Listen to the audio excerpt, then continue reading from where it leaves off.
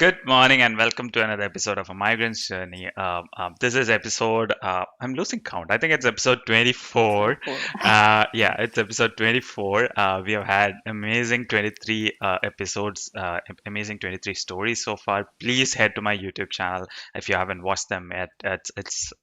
Some people say it's binge worthy. I don't want to say it out loud because I am doing those videos. But if you love it, if you love this, you'll love all those episodes, and it has different bunch of stories. To give you an intro of what the show is about, it's about documenting migrant stories.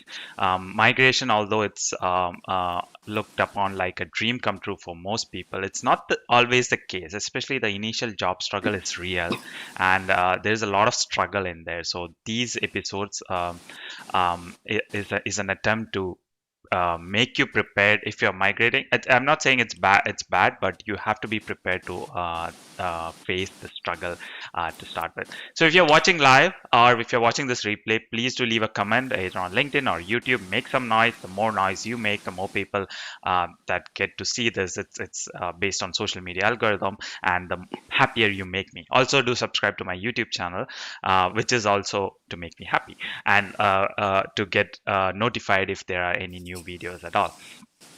So today's story, similar to yesterday's, is an interesting story where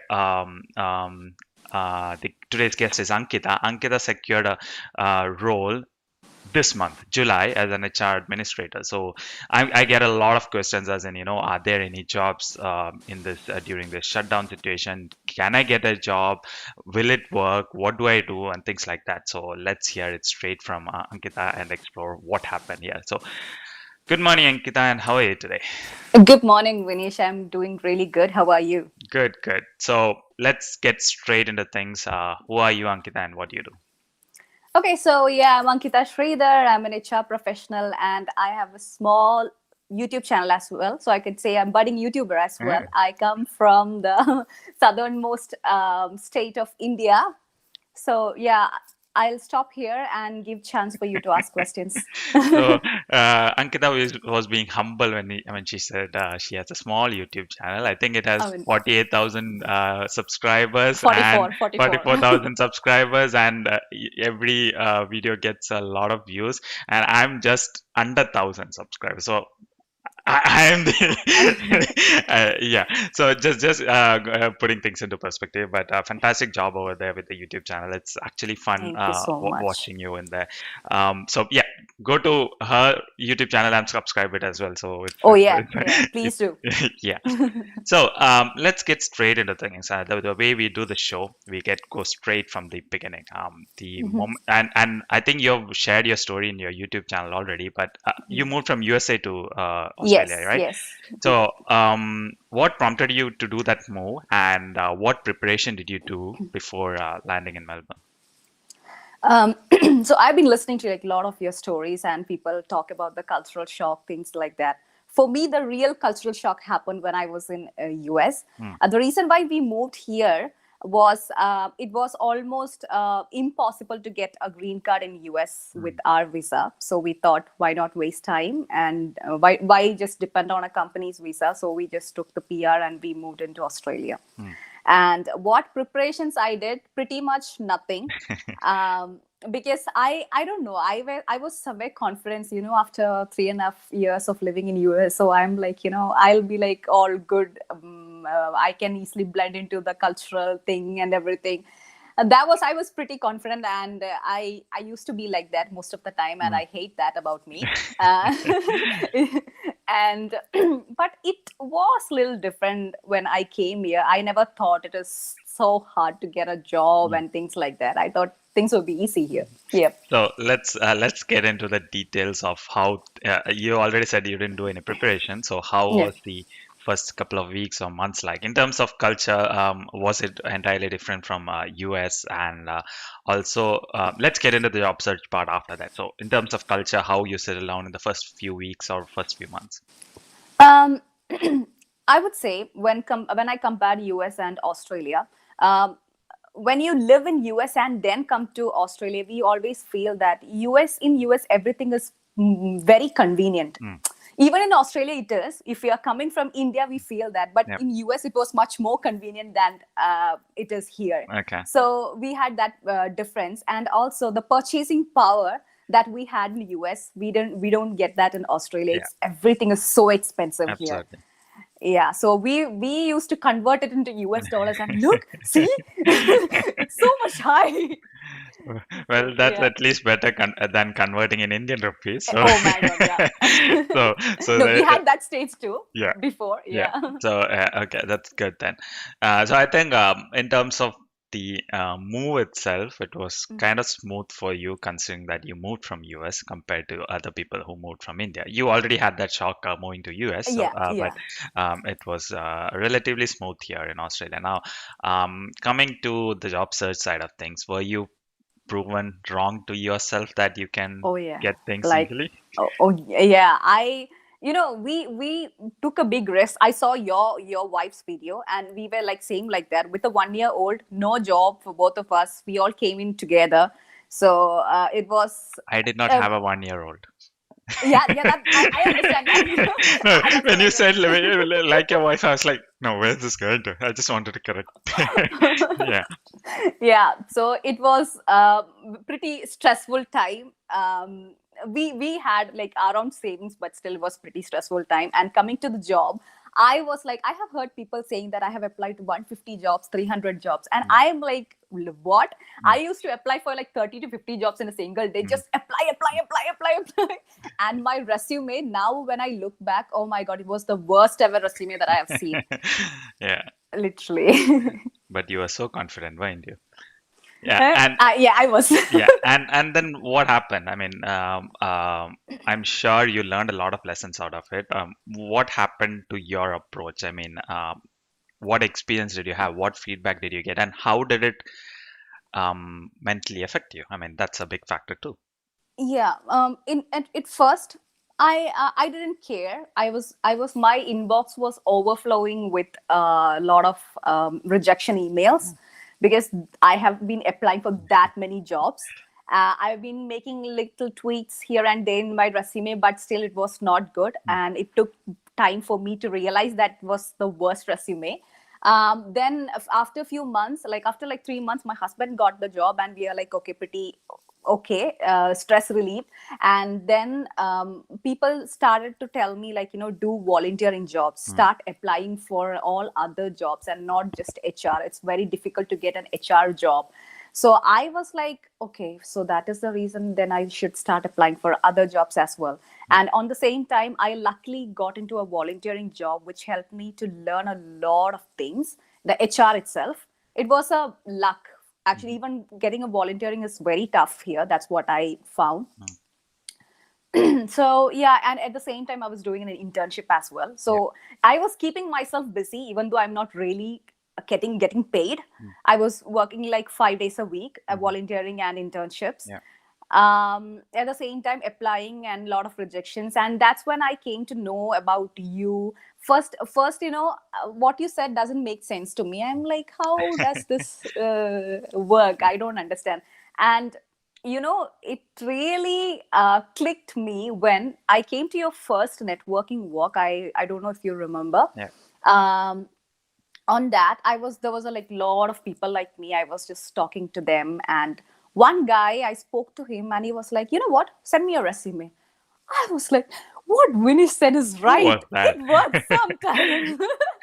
Who was that? It I'm didn't surprised. it Yeah, it didn't happen Yeah. anything, but at least that was a lead for Yeah. me. Yeah. you know I was like, because I was not having any interviews, nothing, but this was a lead, and I was like, okay, so this is how it Mm, works. yeah, absolutely. Yeah, So, a yeah. question for you regarding your profession. I keep hearing this question that HRs find it really hard to get a job here. Even recruiters. I mean, I'm not saying HR and recruiters are closely related, but here it's a separate thing. But getting into recruitment or getting into HR is really hard over here.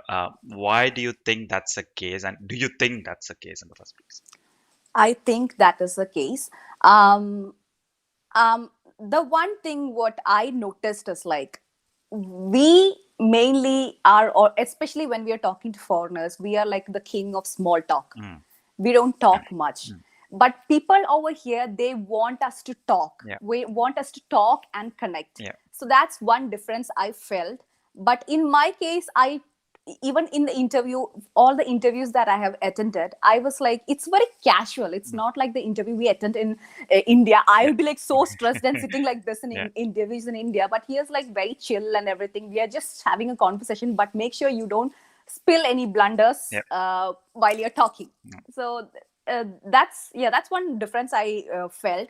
Coming to HR jobs and recruitment jobs, it's a job where we deal with people all the time. Mm. All the time we have to speak with people. So I felt that in that is one reason they mostly prefer. It's not that we don't get a job, but Mm. they mostly prefer people with great communication skills, and they feel that okay, this person is going to fit in the company culture. Yeah. So coming to that point, applying online has a higher disadvantage for you because you're not selected based on your resume. You're based on selected based on the way you talk, your attitude, and your overall approach. So that's why networking is important, and you got a real life example over And there. And did you have any bad experiences or learning experiences when you were job searching in terms of response from recruiters, interviews, or anything else, or something very different that you faced over here?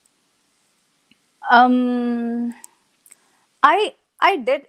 One thing is that, when the way the recruiter respond to us, it gives us a positive feeling that okay, it's positive, we are going to get it. But you know what?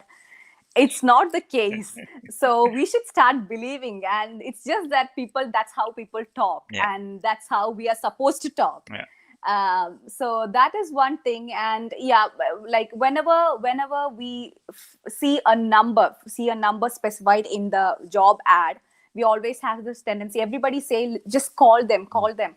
But every time when we call them, some of them are really rude. Mm. Okay, we haven't started shortlisting. Mm. I'll let you know if once we start Yeah. shortlisting, and they'll just hang it. So they're really rude Mm. sometimes. No offense to any recruiters, but you know.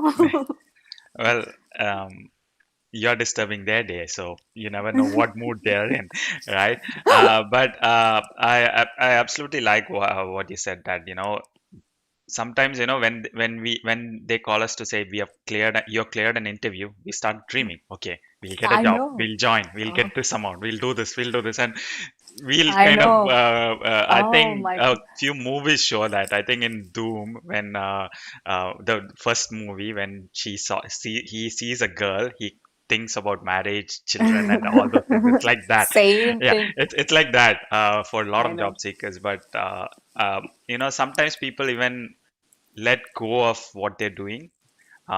They don't apply anymore, and they don't look for jobs anymore, which is a I big know. Yeah. mistake. So unless Yeah. you get things, get a signed offer in your hand, nothing is solid. Even these I days, I know. mean, I'm hearing stories when you're offered a contract, and before joining, things don't work out. I Oh mean, my God. I even see those stories happening today. So you can never That would be a li real shock. yeah, lift Yeah. your foot from the accelerator. That's what I would say. Yeah. Now, when you came for my meetup, that was in March. I think you already got a job. So how did that happen? um I was like, I think the my volunteering experience has helped me there.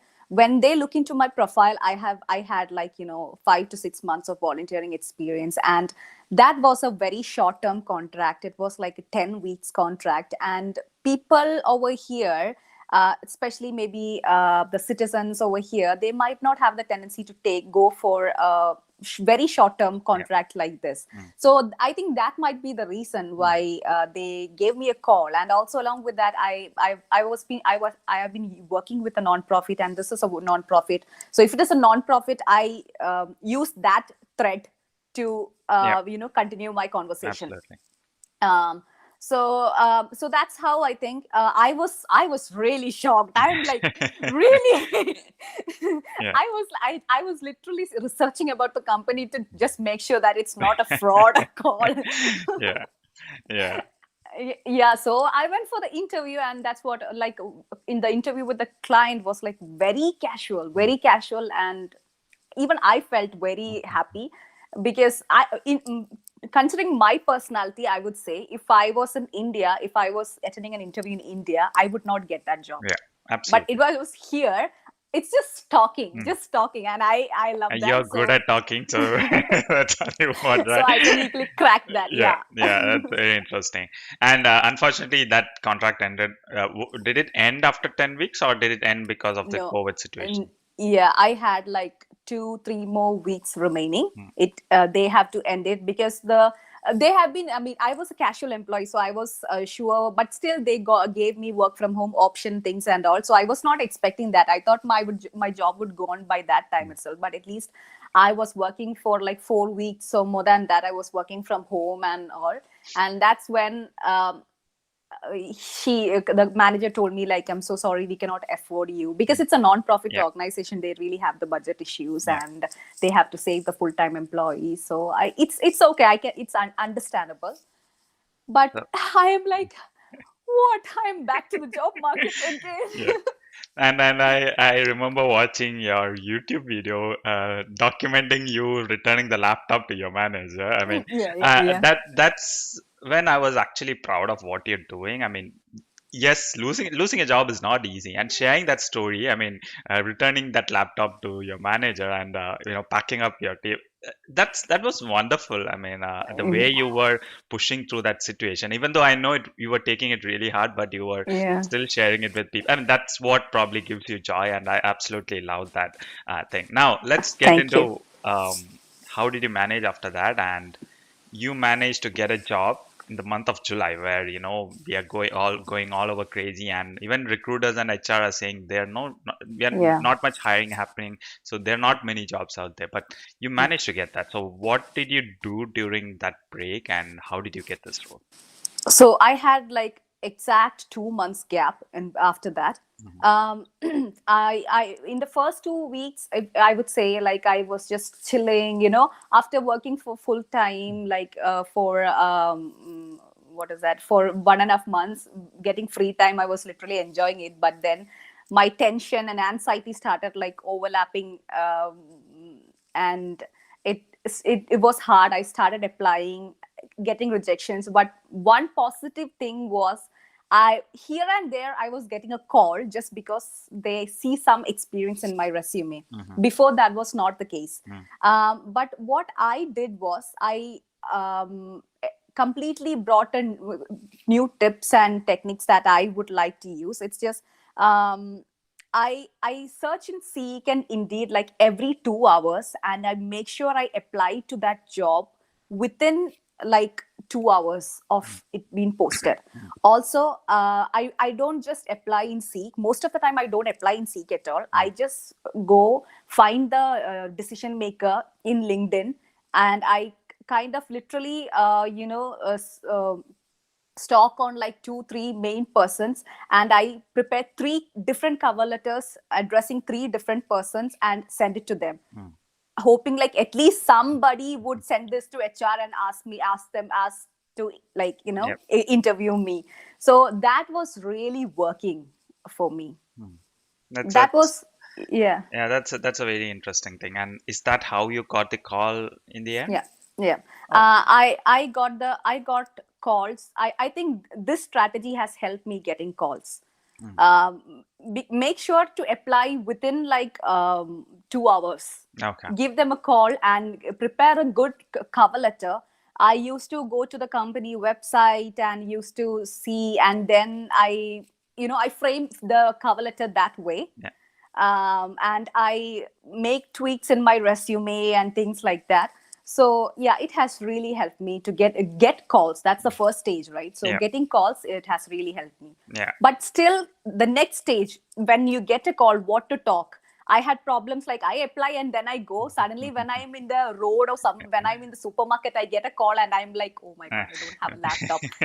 So yeah, 2 3 times I just blabbered something, and I knew it's gone. Then I made sure I write about that somewhere in my laptop, and then I make sure that when they call, when I'm outside, I'm like, it's not a good time to talk, can I Yeah. call you back? Yeah. And then I talk to them. Yeah.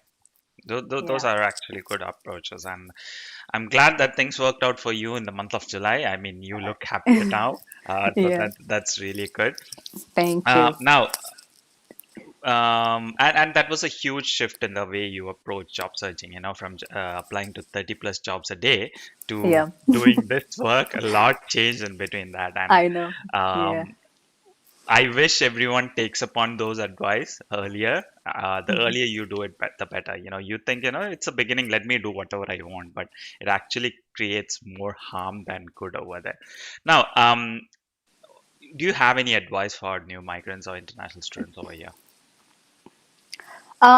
It's just that um, not just applying or not just networking works. It's like a perfect recipe of everything. We Mm, don't know what worked for you, yeah. so I would say you have to try everything. Mm, You may not like it. Even I personally, even though I talk so much, I didn't really enjoy networking in the starting. But then later, when it's not like in a networking events and all. Like people approach me in LinkedIn, we tried to talk, and I made a lot of friends. mm, So that has helped me. And also, I have noticed from migrants is that they just sit at home saying that I'm not getting a job. yeah. um, so when I was in that stage, what I did was like internship or volunteering or whatever. If it is like, I was busy 5 days a week, even Mm, though I'm not getting paid. That has helped me a lot. Even though I haven't learned anything HR related, I got a lot other common sense knowledge, yeah. I would say. Um, so that's all lacking in some people, not everyone, some people. That's what I then yeah, use my strategy, the how I apply, because Yeah. my only thing was that how can I stand out. I know that even 10-year experienced people will be applying for my same job. I am just 3-year experienced. Mm. Hello. I think we are having some technical issues, but yeah, Yeah. that's fine. I think your voice is clear, so that's fine. The video is getting lagged.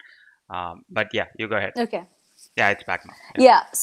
Yeah, so that's what I said, like, in this time I knew that 10-20 years of experienced people are applying for the same job as a 3-year experienced me. I am applying. So we really have to stand out Yeah, to get the calls. So absolutely. yeah, I think my strategy really worked for me, so I hope it might work for others too. Absolutely. So, coming to the last question, you have been a part of my meetup, and you already said it was a revelation for you. Um, some thoughts on what happened in there, what the environment was like, and what you kind of felt in that environment. Obviously, I didn't felt that comfortable. It was like out of my comfort Yeah. zone. But still, um, I got to learn a lot of tiny, tiny tips. When you explained that day about the LinkedIn, how the profile and everything should be, these are all like tiny, tiny tips that makes big impact. And I have made all the changes now. So I think, if you go for his meetup, Vinish meetup, there are like a lot of small, small tips that we can use. Mhm. And it's again, we have to put ourselves, out of our comfort zone. Yeah. Yeah. So yeah, that is one main thing. Yep. Absolutely. My laptop is screwing up. I don't know why. So that's why there is a small lag. But Yeah, I can. the voice is clear, so that's what matters in the end. So thank you so much, Ankita, for sharing your story today. I'm glad that things worked out well for you in the end, Yeah. and there were some golden advices on how to apply and how your job search strategy changed from applying from 30 jobs a day to researching on the companies, writing cover letters, targeting it, picking the phone, calling people, and doing those stuff, which is actually what helped you in the end. So thank you so much for that. Thanks to all our viewers. I think we have almost 10 viewers on LinkedIn Live right now, and probably on YouTube a few as well. But it's a morning. Usually I don't get much people in the morning. People watch later on. But if you're watching this, please do leave a comment. like I said, you know the drill. Subscribe to my channel. Subscribe to Ankita's channel as well. Oh She is the yeah, popular YouTube star too. So subscribe to her channel as well, and we both bidding up for subscription over here.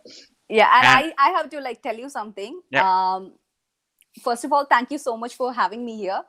And I haven't told you before, but you know what? You are really an inspiration thank you. because people do a lot. People do, you know, think about doing a lot of things, helping people, but I don't know how many of them have been consistent like that for years. I always think that people, you know, sometimes they get bored of, if only if you are really into it, you can do it, you know. You have been doing this for years now, so I really appreciate that. Thank you. And Yeah. trust me, I didn't pay Ankita to get this done. We have no partnership over here.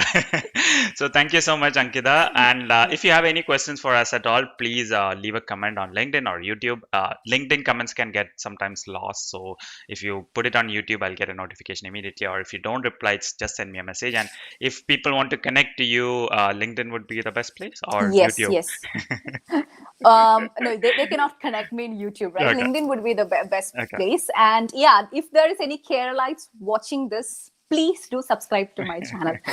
Yeah, so that's a specific request from Ankita. And thank you so much for your time today. Thank you so much Thank you so much, to all Manish. our viewers, and I'll see you again tomorrow. Bye bye. Yeah, sure. Bye.